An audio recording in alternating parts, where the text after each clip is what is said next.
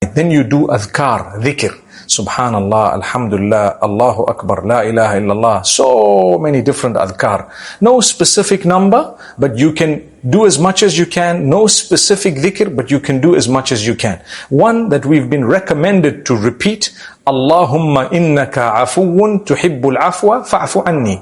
Oh Allah, you are forgiving, you love to forgive, so forgive me. Think about what you've just said. You love to forgive, so forgive me. You are most forgiving. Wow. These are the qualities Allah wants to be, the main qualities of the night of decree and Laylatul Qadr. Because when Aisha radiallahu anha asked the Prophet ﷺ, what should I say? He recommended this dua. He told us, say this. So it's amazing. Now my brothers and sisters, you do other adhkar, you seek forgiveness of Allah. That's known as istighfar. Oh Allah, forgive me. You can read what is known as Sayyidul Istighfar.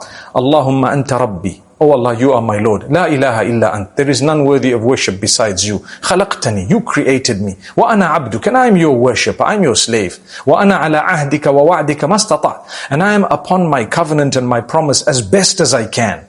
You know, I promised.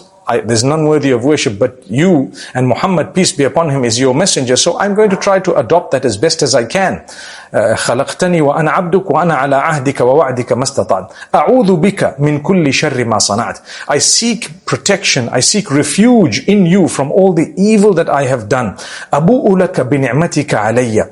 I admit and I acknowledge all your favors upon me. وأبوء بذنبي. And I acknowledge my sins as well. فاغفر لي, so forgive me. فإنه لا يغفر الذنوب إلا أنت. Because indeed there is none who will forgive sins except you. May Allah subhanahu wa ta'ala grant us true forgiveness. These are some of the adhkar that we should be reading during the nights or when we are in the last 10 nights of Ramadan.